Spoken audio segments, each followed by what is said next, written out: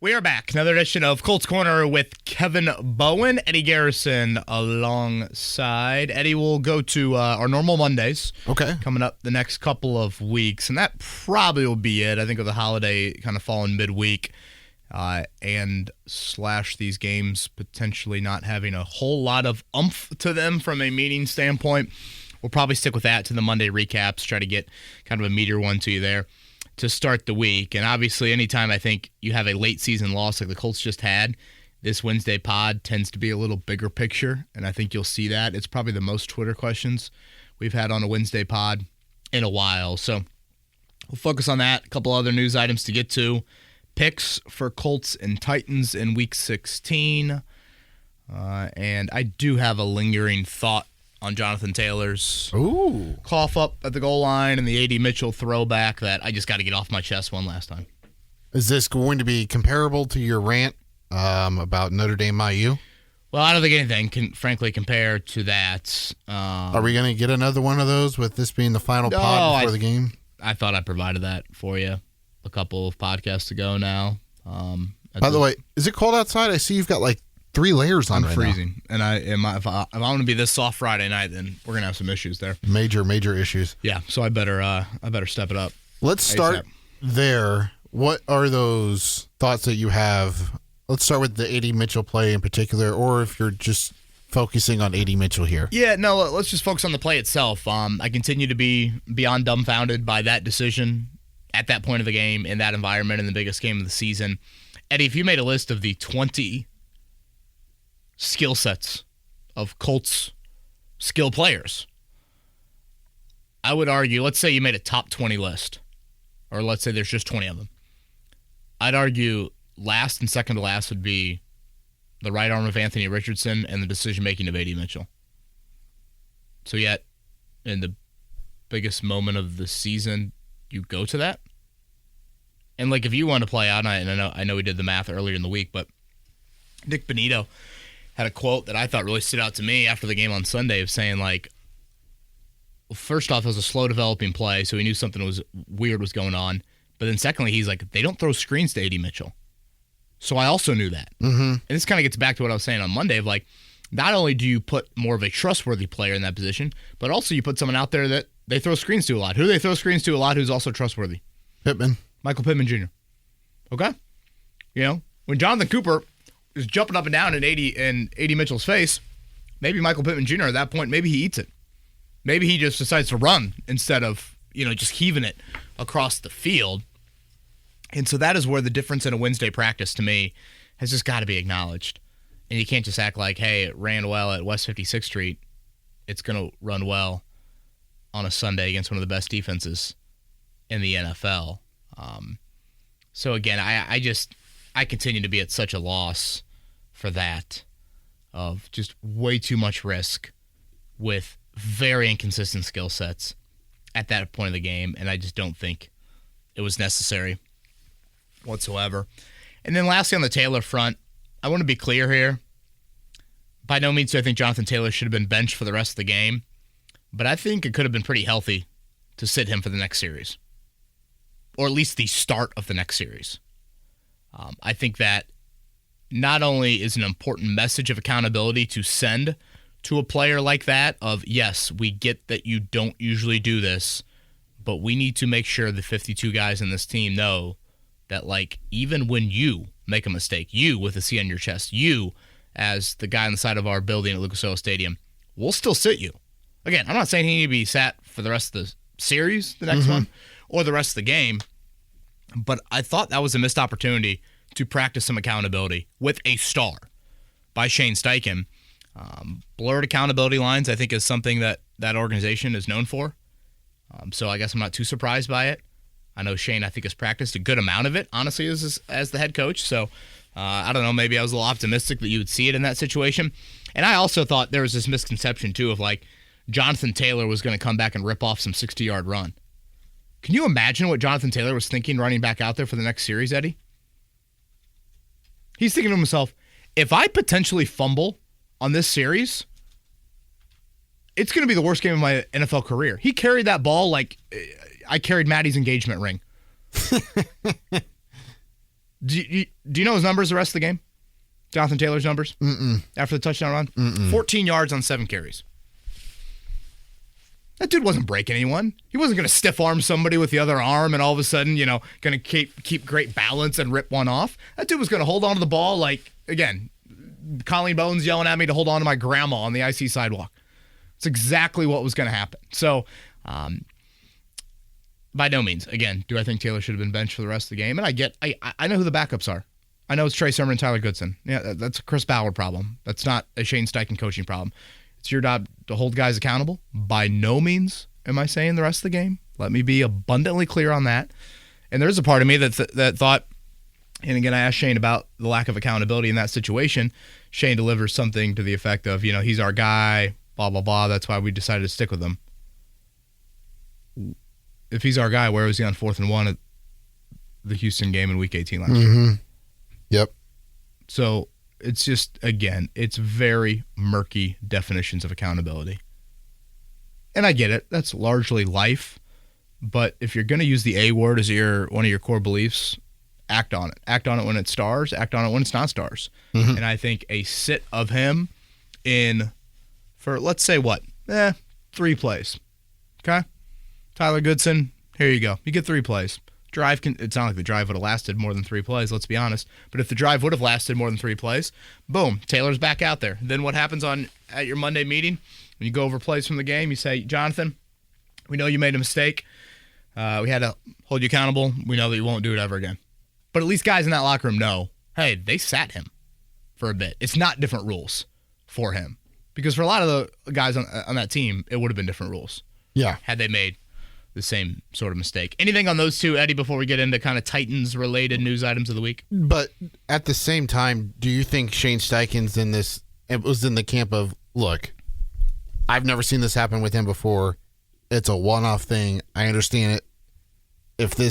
With the time of the game and how important it was, that it's a very critical error. I understand that. But, at the same time, I need my best guys out on the field, and I trust him to not do that again because it was just a one-time thing. Totally hear you out, and I get there's a fine balance. I don't want to act like it's an easy decision Shane Steichen was going to make. And, again, I'm asking for...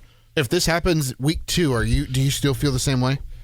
Yeah, I think he definitely should have been... I mean, week 2 or 3, theoretically, you have a longer leash to your season. Yes. So you do sit him in that moment. I get that it's a fine balance. I look at it and think to myself, 2 to 3 plays is not necessarily going to derail the rest of your game. I think it's a misconception to think Taylor was all of a sudden going to have this great performance after that. He was going to be timid as can be the rest of the game. You know he's going. You know how he's going to hold that thing. There's no chance for that. So I just view it as an opportunity as a coach to send a message, send a very important message. Again, not all of a sudden turn your team into having a chance to win to there's no chance in the world that you're going to win the rest of this game. But that's kind of how I view it. Anything else, Taylor, AD Mitchell-wise? On the AD front, I was just appalled by the lack of accountability, seriousness, and unprofessionalism by him in the locker room after the game. It just seemed like a kid out there who's just like, you know what? It happened, man. I didn't do anything wrong. If you would have told me before walking in that locker room, hey, how do you think AD Mitchell will handle this in the post-game locker room? I would have said, Eddie, that question probably should have been asked before you put him out there to play quarterback in the most hostile environment of the season in the fourth quarter with a 3-point lead, 4-point game, whatever it was at that point. I'm not stunned by anything I heard or the body language I saw. I mean, that's him. That's him. It's a rookie. It's a 20. How old is he? 21? Sure. That is not. I'm not stunned by that. And all of this is rooted in the do not put him in that situation. Don't. There's way too much risk involved, and the reward of it is not. In my opinion, it's not worth it.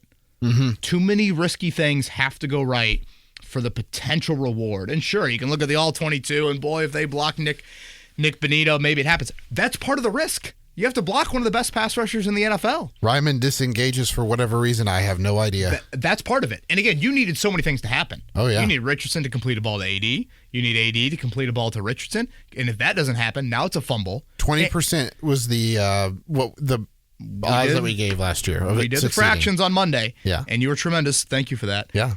And let's just say this, Eddie. If he drops it, and let's say Richardson falls on it, well, now it's 3rd and 15, and you're outside of Matt Gay field goal range. You need, 12 yards to probably get into that again? Obviously, if he drops it and Denver just pounces on it, that's even worse. So I don't want to beat a dead horse, but there were just a couple of lingering things that I couldn't get off my mind. Titans-wise for this week, Juju Brent's back to practice. He needs any and all reps. Dang, you took away my transition. Oh, sorry. What are we going with? I was going to say, well, it's the holiday season, so let's now that we put a bow. Look at that. On week 14, what, 14 or 15? Bo on 15, right? On 15, now that we're on 16, let's look towards the Tennessee Titans. Colts get some good news today. Juju Brent's being activated. The 21-day window opening for him as he's recovering from that knee injury. And then it sounds like Ryan Kelly will also be back on Sunday for the Colts as well. Yeah, high chance Ryan Kelly said he'll be back in the lineup. With Juju, again, he needs reps. Practice, game, I don't care what they are. That man just needs to be out there. He has played 10 of 31 NFL games. So think about that, Eddie. He's missed 21 of them. So he's missed 21 times 3, 60-some practices. Mm-hmm. So he just... At least. Flat. I'm not even getting the offseason. He just flat out needs reps. So, if you look at last week, Ryan Kelly and Jalen Carlisle, they returned, but they didn't play in the game. So, I'm not saying Juju's going to play on Sunday, but reps are a must. Sounds like Alec Pierce could be trending in the wrong direction for this week. That would be his first missed game in a couple of years. What does that do to the deep ball, which has been rather non-existent for what is supposed to be a strength of this football team? We'll get into Titan stuff here in just a second. I guess after Twitter questions.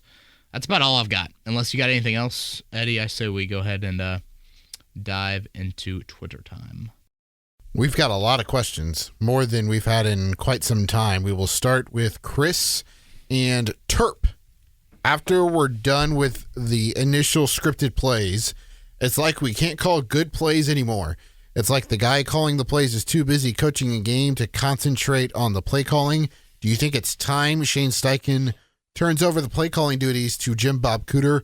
And I want to highlight something. Stephen Holder from ESPN had a good series of tweets about just some of the statistics following the first drive of the game for the Colts, if you want to check that out on X. Yeah, it's pretty drastic.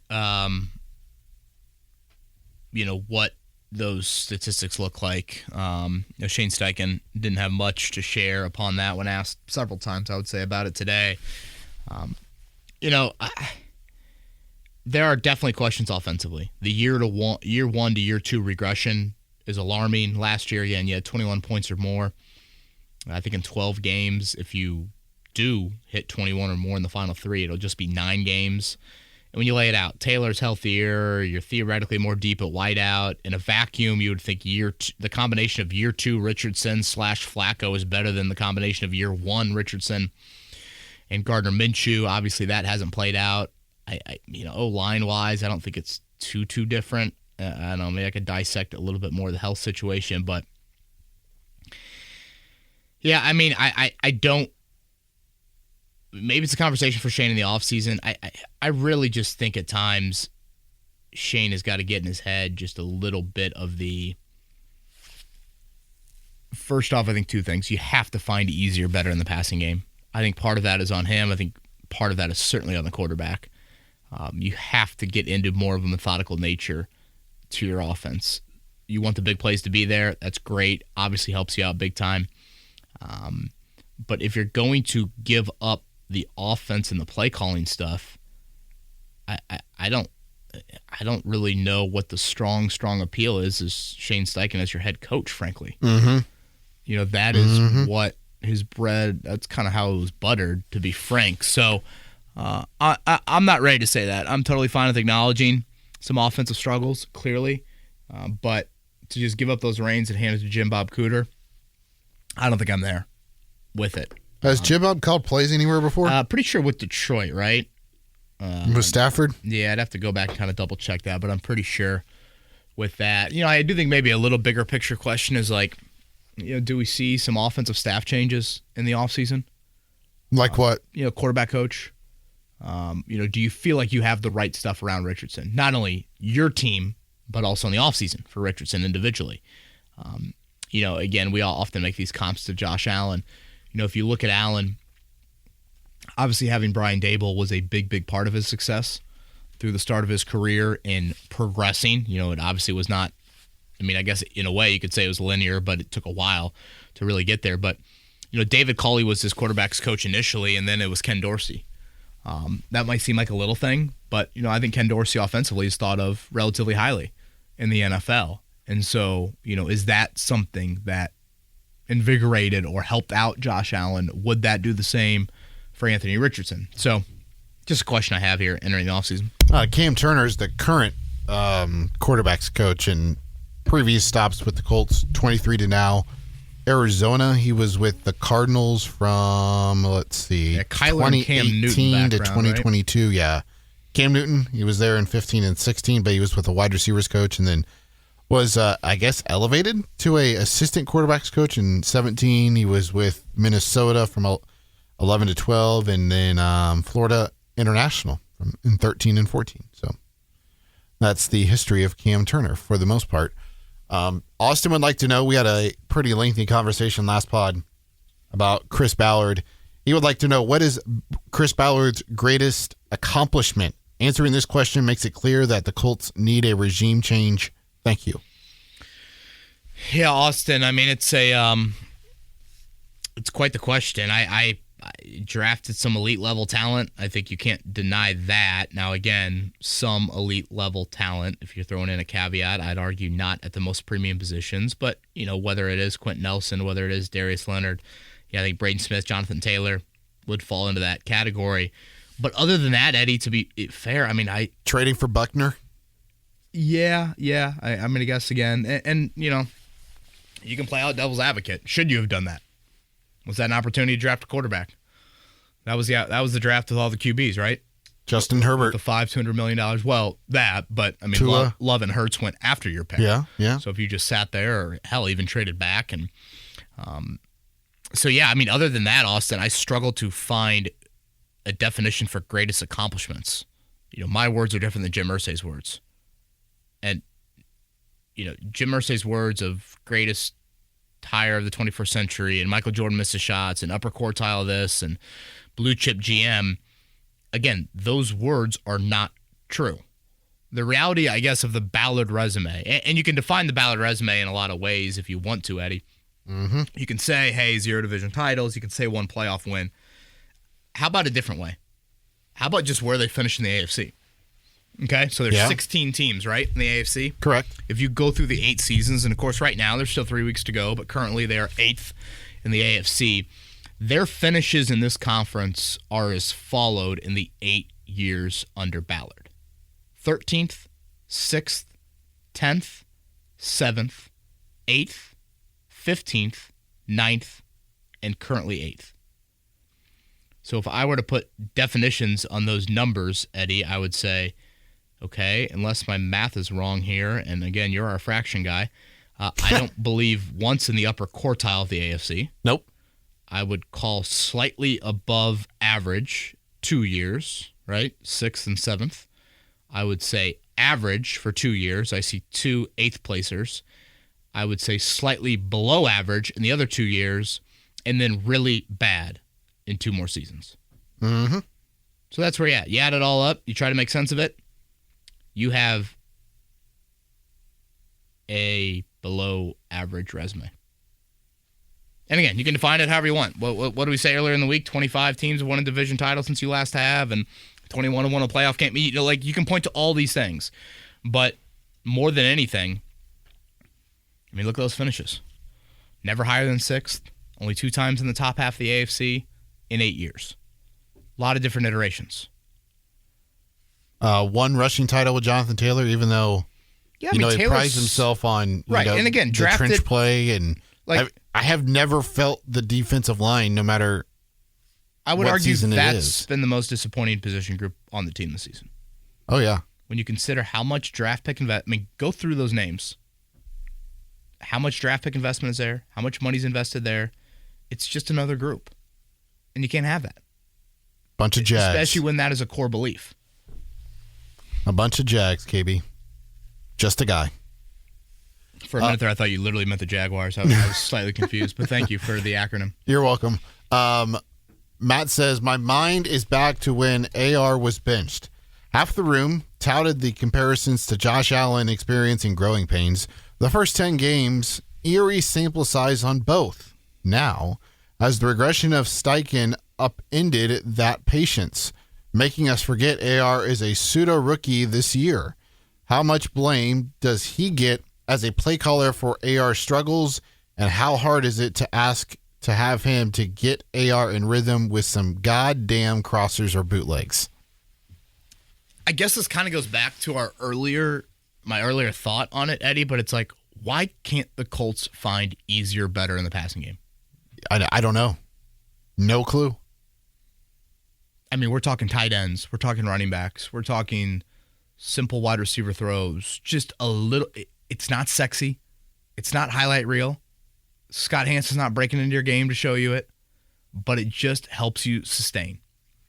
And you can't live in. I mean, even early in the game, Colts got off to a great start, right, Eddie? Yeah. 10-0. Yeah. They converted 2 3rd and 10s and a 3rd and 9. Like, I mean, even then they were kind of playing with fire. And, like, the great thing is Richardson has shown ability to sometimes convert that stuff. But still, you can't live in that. So, again, I kind of go back to, I guess I brought up the Josh Allen stuff earlier of, okay, what needs to change? Like, if you want to be eternally optimistic about Anthony Richardson, you can say this. He's about to embark on his first ever NFL offseason. That he's healthy. Don't jinx it yet, Kevin. I know. Knock on wood. But if he does embark on that. Knock on wood. Thank you. If he does, what needs to change? Does he need to change the private QB coach? We've played the Will Hewlett interview on here before. Does that need to change? Does your own staff need to change?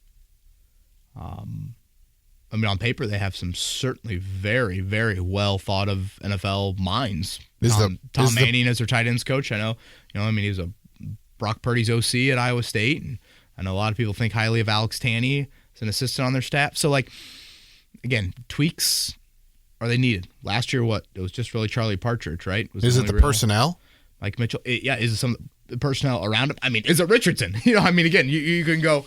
Have we overrated the personnel around him? Well, yes, I would say a bit of that. And again, I think at times the offensive line has wilted a bit here in protection. I think Shane would push back a little bit on that.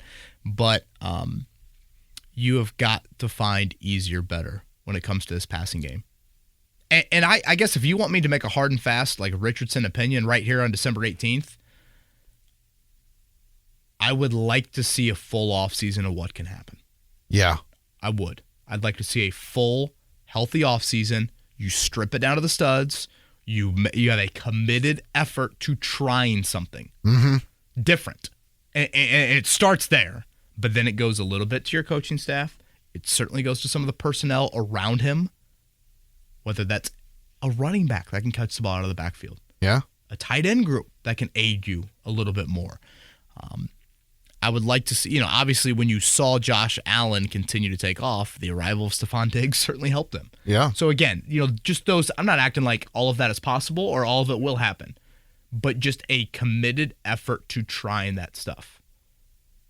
Because, I'll knock on wood again, Eddie, but like, if he ends the year playing these final 3 games, you know how many Colts fans would have signed up for him missing just 2 games due to injury? Oh, yeah. A ton of them. Season? So ton of them. That's an important step. Poise in the fourth quarter, delivering on the road. Again, I don't want to act like it's all poor. Clearly, some of it is bad right now. Mm-hmm. Are you going to address the bad, or do you feel like, nope, there's no way that bad can get better? We're going to be done with it. I don't need to see Kirk Cousins starting here next year. No. Please, God, no. I think of Michael Scott in The Office as I say that. Garrett, Kevin, he's got a good one here for you. If Jim Irsay was interviewing you for a potential GM opening, how would you answer the following hypothetical questions to Mr. Irsay? Kevin, would you keep Shane Steichen, or would you hire your own head coach? Yeah, it's a great question. I'm probably a little bit more CEO centric, and if there are guys out there that kind of fit some of that right now, do you look to Mike Vrabel? Does Ryan Day lose Saturday night? Mike Vrabel becomes the Ohio State coach on Sunday. Is Brian Flores? Is it time for him to get a second chance? If you look at the Miami win-loss record, I don't think it's hideous when he was down there. Again, I'm probably a little bit more the CEO, but I also need to keep in mind that offensive plan better be pretty impressive if you are going to go CEO style. Mm-hmm. Because again, if you're Dan Campbell right now, Ben Johnson's likely gone. And, if CJ Stroud and the Texans start clicking again, Bobby Slowick's name's going to pop up again. That's just how it works. So what is that offensive plan? Because, if you are to fire Ballard, you have got to offer that GM the opportunity to say, I don't want Shane and I don't want Anthony. I've long been a believer you got to tie it all up at the hip. Mm-hmm. And so I think that would kind of be my first answer to that. Who on the roster is certainly a certainty to keep their spot in the event of a rebuild? Sorry, I can't do the Jim Irsay impression again. No, it was a hell of an effort. No one should be safe. No one. And if you look at it, think about the guys they have signed through 2026, 2027. You're talking some big names, some big old price tags. Pretty much the entire roster. Some big name. You could get into some ugly cut situations. Just some names that you wouldn't even think about. Certainly, in the Ballard era, Eddie, we haven't really had any of the big name cut. Leonard. Yeah, but that was pretty obvious, and so much of it I think was back related. Yeah. Now, obviously, Wentz, it was a miracle you were able to trade him. Matt Ryan, I guess, was aging, but you see cap casualties, I guess is what I'm saying, all over the NFL, and I feel like the Colts haven't had that in a while there. Guys like Josh Downs and Latu. I feel like those guys are still either have shown enough or early enough that I would consider them some pieces you would like to build around. But boy, that's a great question. Can you imagine that's from Mr. Irsay. That's not from me. What it would look like there, And I would just add this too on the Irsay front. I got bored the other day. Oh, really? I scrolled through the entire Irsay Twitter account dating back to the start of the season.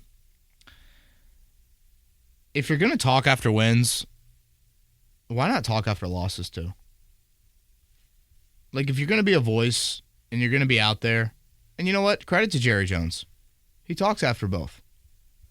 I'm a big believer in you need to be honest and upfront with your fan base. If that's the route that you're going to take, then do it after wins and losses. Eddie Garrison, 6 Colts wins this season. How many times do you think Jim Irsay's tweeted after a Colts win? 6. 8 Colts losses this season. How many times do you think he's tweeted after a Colts loss? Probably 0. And again, let me be clear. I'm referencing actual tweets about the game and not happy birthday to Ray Donaldson's niece or, whatever the other tweets are. 3 of the 8 losses. 3 of the 8 losses, 6 of the 6 wins. As I sit here on December 18th, I have no clue how he'll operate here in a few weeks. None. And I just think if you're going to, I don't know, it just seems like you don't get a lot of public critiquing from West 56th Street. When it's all rose petals, that's when you hear about it. But when bleep starts to hit the fan, it gets real muty. Gets real quiet. Sweep it under the rug. All good. Maybe they won't notice that we haven't won a division title in 10 years. Who was the leading catcher the last time the Colts played a home playoff game, Eddie Garrison? Are you talking about in the game? Or are you in the game? Most catches for the Colts in that game against the Cincinnati Bungles and Marvin Lewis and Andrew Dalton was who? Was it the current wide receivers coach? It was not. Pierre Garçon? I think I could give you a few guesses. We're not that old. It hasn't been that long. Ty. Daniel Boom Heron had 10 catches in that game. You want to take a stab at the leading tackler? Was DeQuell Jackson there? Ooh, that's a very good guess. Jarrell Freeman. Well, you didn't let me have a second guess. I don't know. I thought it was going to turn into bad podcasting, as it kind of already has started to. But in all seriousness, I don't know. I just feel like we should hear from Irsay more. Let me ask you this, Kev. We know people manage his account. Are we sure that's even him? Sure. Okay. Well, then people are managing it. Talk after the losses. I mean, how hard is it to send hey, that was not us yesterday. Our standard's better. I think that's what it's kind of frustrated. And I think I'm speaking for some fans here. Let me be clear on this. But like when he's in the booth last year or during the preseason, and he calls Chris Ballard a blue chip GM and calls Shane Steichen the second coming of Don Shula or whatever the exact paraphrase there. I think at that time it's like, wait a minute. One opportunity to say, hey, Greg Rakestraw. Hey, Rick Venturi. I look up at those banners, and last one I see is 2014. That frustrates me. We need to get back to that. Our fans deserve a home playoff game. You've hosted a swim meet inside of Lucas Oil Stadium. Don't disrespect the Team USA Olympic Taylor swim Swift trials. has had 2 tours come through Lucas Oil Stadium. Monster trucks. We went through the list on Monday, Eddie. Yeah. Guns N' Roses, Mellencamp. Yeah. U2. I mean, it's the list goes on and on. I think that of like, hey, we're frustrated. We need to get back to that. And instead it's, we have a blue chip GM. Well, do you need to hear where you finished in the AFC the last 8 years? Because I don't know what's blue chip about that. Yeah. The final question of Garrett's hypotheticals is, what position is being addressed in round 1 of the 2025 draft? Gosh, I'm not ready for that. A Pro Bowl talent at a premium position. I mean, I could talk myself into. I mean, hell, if the right wideout's there, I could talk myself into it. You know my thoughts on defensive end. I think Kwity Paye is just. I mean, I didn't think the 5th-year option should have been picked up on him. Mm-hmm. And I think this year has indicated why. I mean, just consistent pressure. It's still not there. Like, I mean, I wouldn't be if the right pass rusher's there. As crazy as that sounds. If the right corner's there, corner's still a need, is it not? Oh yeah, 100%. I mean, 100%. Hell, what are your thoughts on quarterback? I could get talked into. I get talked into about anything other than running back. Left tackle? Well, no. Bernard Ryman. Solid pick, by the way. Go back to the Ballard question. Very solid pick. 3rd round. But again, too long to wait on linebacker. Excuse me. Left tackle. Too long to wait there. Uh-huh. Costanzo was going to retire. It was very clear. Still have a handful of questions left. I'm curious of what you think on this, KB, because I've got opinions. This is from Zach. What's your take on Zaire Franklin posting about his Pro Bowl bid and taking veiled shots at people calling him a, quote, tackle merchant? Feels like this is the exact type of issues fans have with the team. Feels very tone deaf to be pumping up individual accolades on the heels of a game that all but ended your post-game chances. Yeah, the tone deaf's probably a good phrase to use. I asked Zaire Franklin about what the Pro Bowl means to him today, and I encourage people to watch that video. I tweeted it out. It's a bad look. Sure. This is how Zaire Franklin's wired. He's a 3-time captain at Syracuse for the first time in 100 years. He's a 7th-round pick who has turned into a very quality player in the NFL. I have never watched or thought Zaire Franklin is in it for his individual play and is in it for the wrong reasons and is not a quality team player. So I don't have as big of an issue as some other people do. I get that it's a bad look. I understand the timing of it. I thought, for what it's worth, last Sunday was his best game of the season. I've got a lot more issues with the Colts than necessarily pressing send on tweets of this nature. I thought at times Darius Leonard followed in a very similar script, and Darius Leonard was a Hall of Fame talent until the back really wrecked him. Do I think that the Colts could have leadership that challenges some of their current mode of operations and the continuity and the run it back nature that they've had, and all, 7 of the 8 captains have only known the Colts? Yes, I do think that would serve them well. But as far as Zaire is concerned, for those that missed the video, he basically brought up this year they had Inky Johnson. For those unfamiliar who that is, he's a big-time motivational speaker, and his story is well documented. I'll let you research that. We're kind of up against it here pod-wise. We'll try to get through these questions. But he asked Inky this very question of, how do you balance out your individual goals within team goals? Or how do you make sure that, the individual goals don't overshadow that? And basically, Inky says something effective. If you are trying to make yourself the best person possible, inevitably that creates a better team. And I think when I watch Zaire Franklin work and watch him play football, I do think he's doing that. So, again, timing, probably don't press send. I get it. But at the end of the day, I've got a lot bigger issues than just this. I'll save my opinion for a different day. Sam, of the final 3 games, which was the most disappointing team performance? Week 2 at Green Bay, Week 8 at Houston, or this past week at Denver? Boy, that's a good one. I'll have to go to Houston. You had such a great health situation going in that game, Eddie. If you remember, again, no Nico Collins. Mm-hmm. I think they had 3 defensive starters out. Yep. Including Shear. Buckner was... Oh, Shire, yeah. Yeah, their linebacker, the crazy man, who's a good football player, but he's crazy. Buckner was back, correct? Colts are in a great health situation. Yeah. Yeah, I get Green Bay. That was really frustrating because you knew they were going to hammer the run game with Willis. Green Bay had lost in Brazil the week before. I felt like there was going to be some natural home motivation there. Denver was just due to your own stupidity, really. But Week 8 Houston, knowing how much was at stake with that. I mean, if you win that game, Eddie, Houston is 8-6 right now, and you're 7-7, correct? Both teams would be 7-7, right? Or no, Houston would still be a game up, but you would have split the head-to-head, and then who knows? I'd have to look at divisional record how that all would play out. But you would still very much be in the thick of an AFC South race. Yeah, with 3 weeks to go, and look at Houston's schedule to end the year here. So that's probably the one.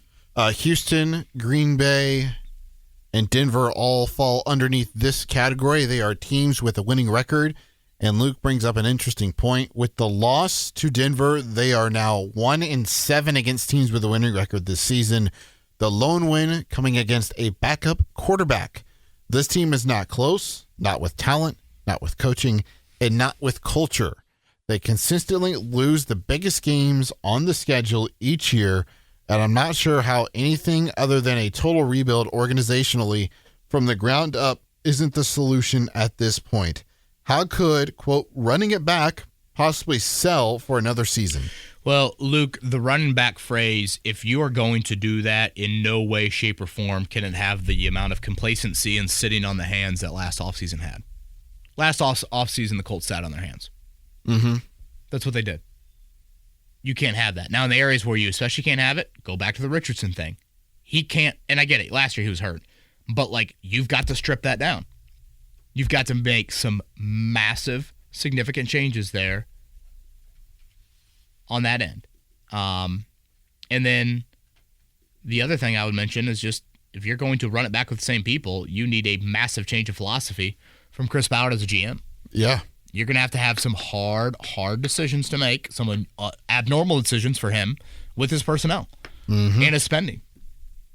So that's where I would go. But, again, big picture, just the fact that you are eliminated from the division with 3 weeks to go, I guess this goes back to last question.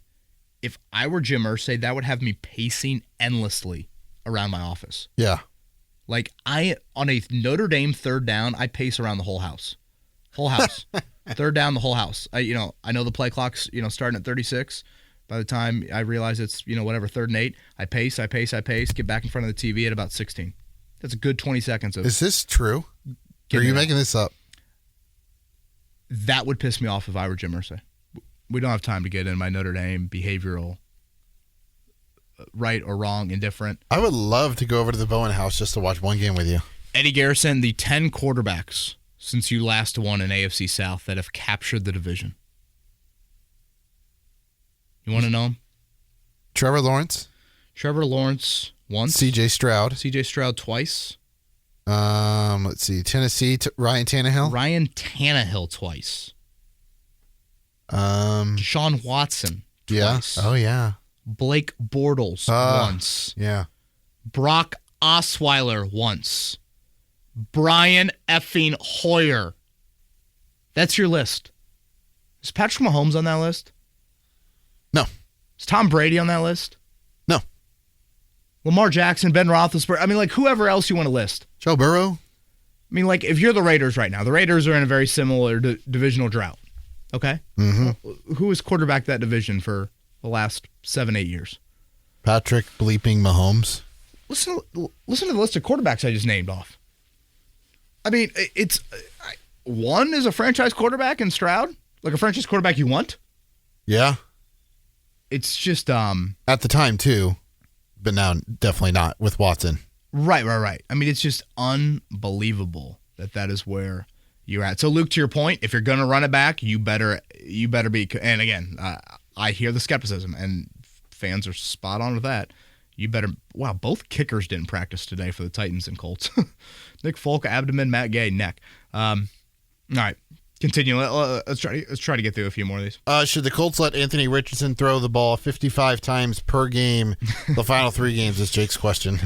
I hear you, Jake. Just stay healthy.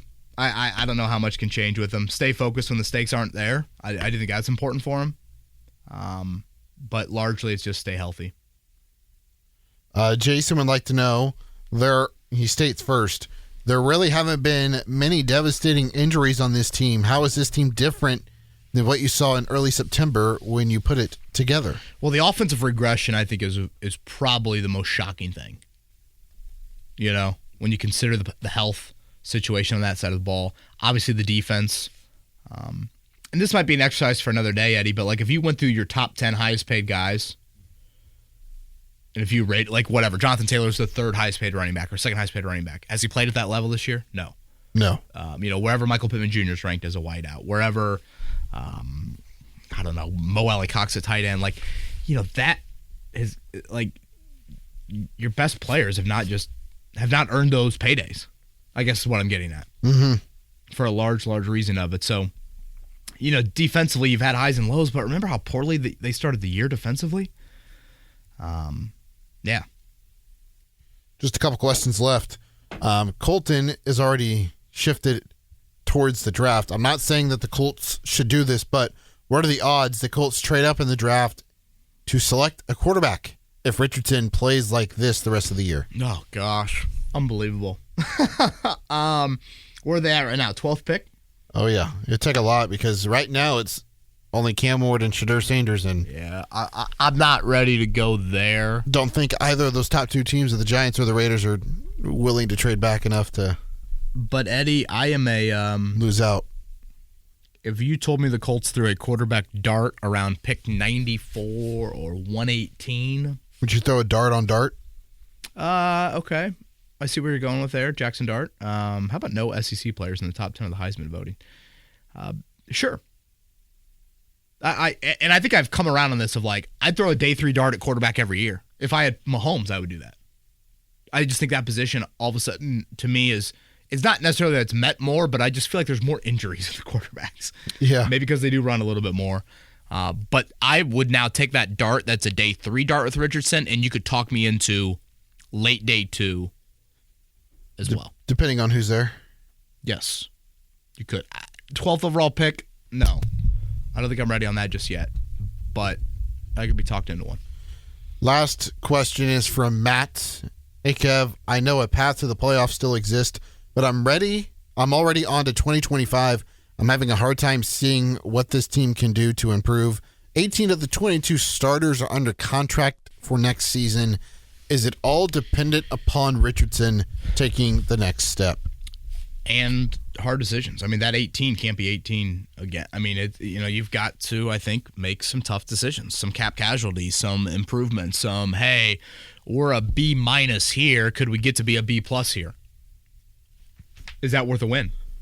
Does that matter in the grand scheme of it? Obviously, Richardson is the root of so much of it, but I Let me say it here on December 18th so I don't repeat myself on January 8th. This 9-8, if it happens, is not the same as last year's 9-8. Let me be very clear on that. First off, you've had quarterback regression. You have had elimination from the division for 3 weeks, and not because the Texans are great. You've beat one team above 500, and they've started their backup quarterback against you. And the offense as a whole has regressed. And the defense, I think, has very much the same questions that we've had throughout. Yeah. Sure, they've had a moment or two, but I'm not ready to act like this is some playoff caliber defense. So, yeah. Yes, Richardson the root of it, but there's more than that. Moving on to the Tennessee Titans, this is the first time where both Anthony Richardson and Will Levis were active, I think. But it's not Will Levis quarterbacking Tennessee. It's the first time, I should say, that they've had the chance to go up against one another. They are going with Mason Rudolph. They announced that earlier this week. Fitting, right? Rudolph this time of year. Yeah, I know, right? No Buckner from that first game. No Richardson in that first game. No Taylor in that first game. You remember that? That was the Michael Pittman making big-time plays injured in that first game, catching the 50-50 balls. You did benefit from Levis being Levis. A lot of penalty yardage. God-forsaken play. You remember the 3rd and 19, Tony Pollard up the middle? 23-yard TD run. So a lot has changed, to your point, Eddie, since these teams met in Week 6. Down 7 for 66 and a touchdown in that game. The Downs had some big plays. DeAndre Hopkins was still in Tennessee. Yeah, he was pretty quiet. So that led to the Calvin Ridley rant after the game about he was terrible, getting right? the bleeping ball early in the game. Yeah, 8 targets, no catches. 12 straight Colts games I've predicted correctly. 11 straight, I believe. Right? Green Bay was the last I missed. I'm going Titans. What? Yeah, I'm going Titans. I'm going Titans 20-16. Why?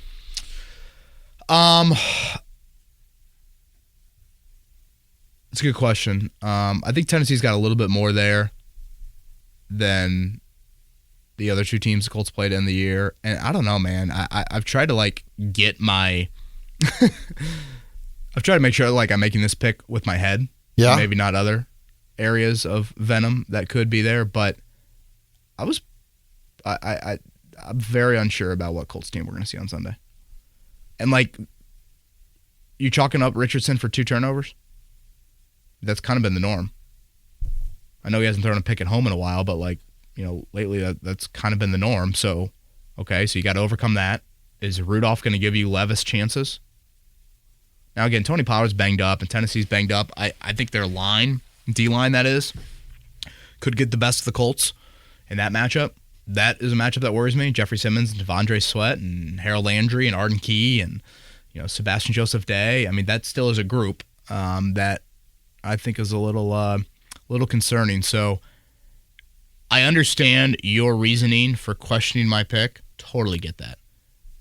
But have the Colts earned the right for me just to say Colts and you accept that right away? I don't think they have earned that right either. So, it's not like Vegas has it as an absurd line. I mean, what, Colts 3, Colts 4, something like that? So, yeah, I'm going to go Titans. I'm going Colts. Yep. 2016. You should be right. I would hope you are right, but damn. I just, yeah. Sorry, I don't have this strong conviction about the Colts. Rudolph has thrown a pick in each of his 4 starts this season. He was a little better against Cincinnati.